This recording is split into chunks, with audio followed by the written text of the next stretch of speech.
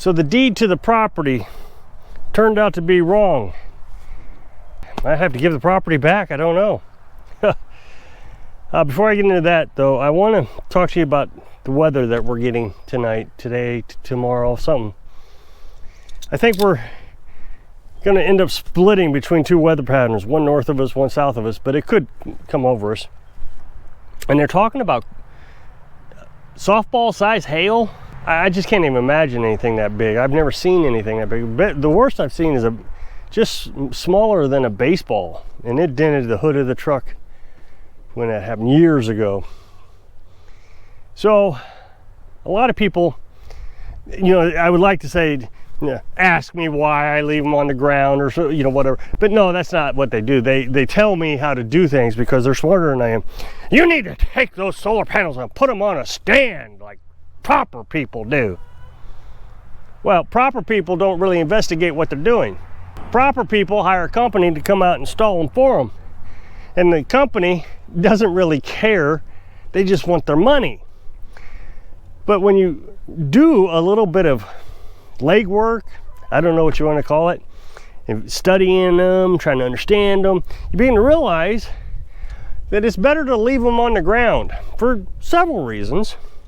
One, I live in a wooded area, so all throughout the year the sun is in different locations, so trying to pick a whole stand up, moving it around, you know, those things are, I think, 15 pounds a piece, so it would be quite heavy and I don't want to do it. Secondly, they stay cooler on the ground. Solar panels lose voltage, not amps, voltage, the hotter it gets. And it's something like anything over 75, 76 degrees, somewhere around there, they start to lose. And you can actually do a calculation. There's a mathematical calculation. For every degree, you lose that much. So I used to put water on them, and then I noticed that was a bad idea because it started putting little micro cracks in the solar panels. They were so hot that they were cracking. So you lose efficiencies with that. So I stopped doing that, and I got this little laser thermometer thing, and I was measuring when they were off the ground and on the ground, and I noticed that when they're on the ground, they stay cooler. The only thing I can think is the ground absorbs some of that heat, maybe. So that's the second reason. The third reason is because when softball size hail arrives, I can stack these up in a stack and then put these metal sheets over them. The metal is going to absorb the impact, so I turn them upside down when I stack them, put the metal on top of the stack, and that absorbs the impact, keeping the solar panels from breaking. And they break pretty easy. We had a little windstorm, first time it ever happened, and you might be able to see that this solar panel has crack on the glass. So the glass is on top of the panel. So what happened was the windstorm knocked that over and fell onto a rock that was on the ground and busted it. So I mean, it wasn't that much. And so the whole thing, but the thing is that glass protects the panel, so it's still putting out energy. I thought originally that I had lost some amperage on that when it cracked, but it turned out I didn't. After I redid the solar panels and got another charge controller, it's producing as much as all the rest, so I kept it. I got 2 more solar panels when it happened, just in case, but still. So, well, as subscribers to this channel are going to know, when we bought this property, it was a trash pit. It was all overgrown. There was a mobile home where the tiny house sits now. Somebody had tried to tear it down but didn't complete the job. They threw a bunch of lumber from the mobile home over here. It was just a disaster. So we found this place on Facebook Marketplace for $4,200, and he said it had a well on it, which was just overly good news for us, because the well would cost probably about $5,000 to drill one if we had to. So we got here, and he said it was an artisan well. Well, that was a myth from the beginning. The artisan well is something that actually flows up. There's an artisan well not too far from us that I think actually feeds our well, but it will bubble out of the ground. And the way I understand it, an artisan well, you have basically a riverbed underground. And so the riverbed goes down into a valley. But the well is higher than the riverbed. So it bubbles out under force. So this guy actually has a kind of like a fountain made out of it. It's kind of neat looking. So it's not an artisan well, it's not bubbling out of the ground, which wasn't a huge deal, but I had to understand what we were going to do with it.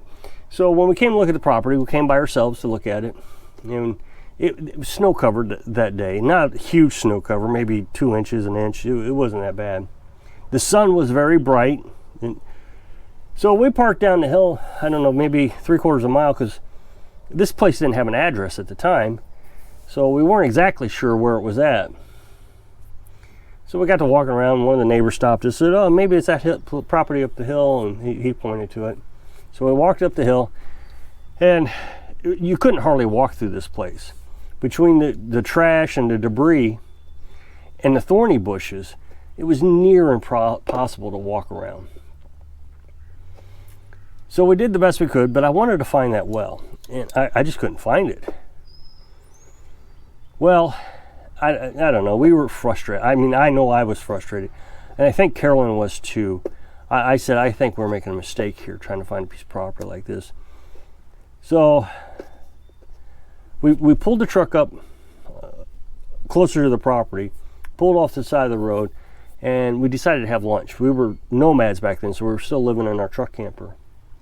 So we got in the back, and we had some peanut butter sandwiches and just relaxed and trying to figure out what we were going to do, because it was going to be a long drive back to Mom's house. That's where we were staying at the time, in the camper. You know, we were parked out in her driveway. And we were trying to get things together and sort it out. Well, I guess at that time we were looking for property. So Mom's house was kind of like home base. We go look and then come back. So we finished lunch, and I said, maybe I should go look again.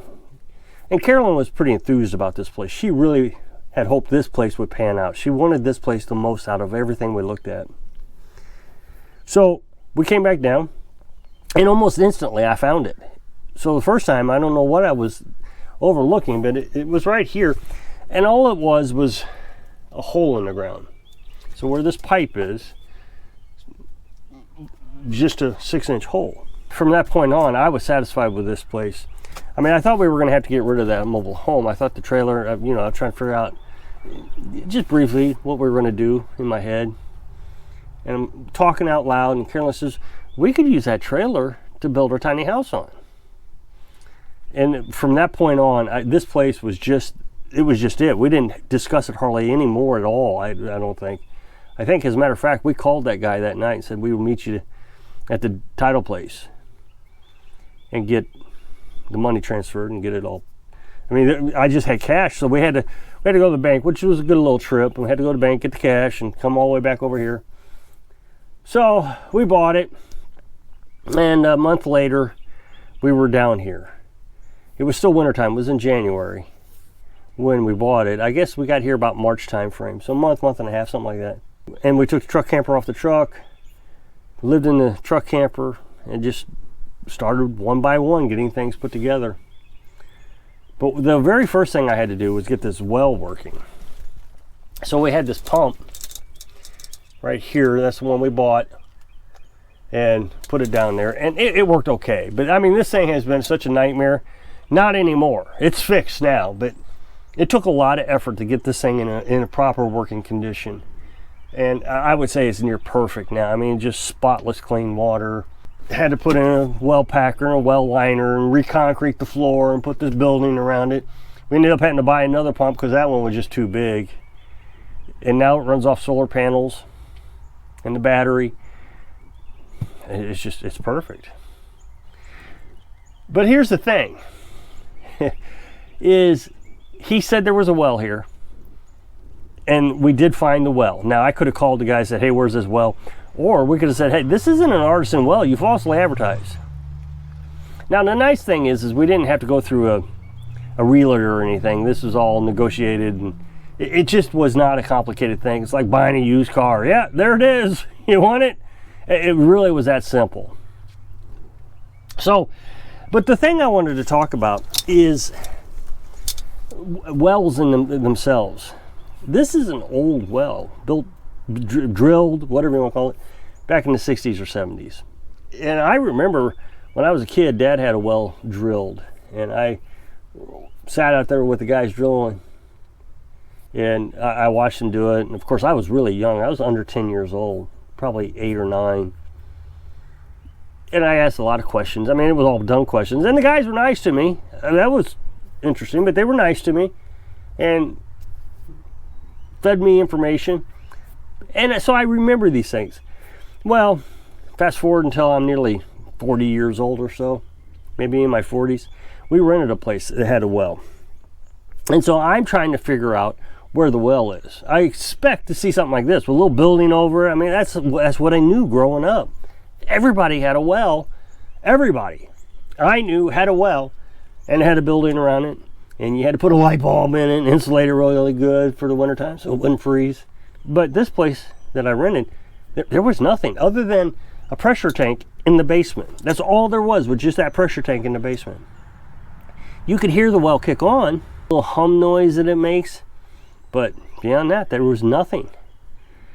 Well, I realize what it is now. Many wells I've seen now they only have a little cap right on the top. I've seen them on YouTube a lot. I saw one across the street the other day. It has a little cap. It's about a foot off the ground. And that's all the indication there is. The plumbing and everything is underground.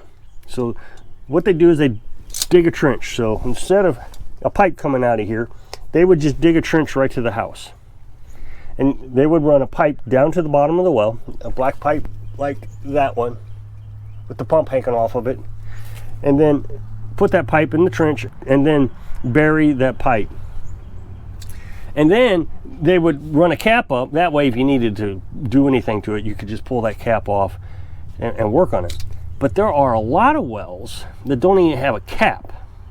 There's nothing. You don't know anything about it.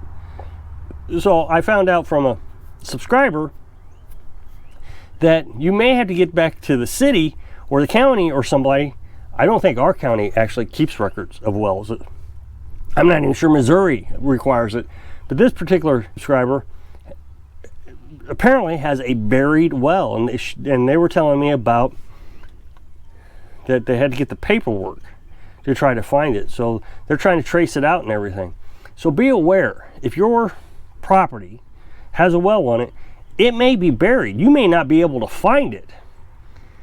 You may have to dig down. So what I would recommend is obviously call the county, see if they can come out there. Or if the well guy is still in business, call the well guy.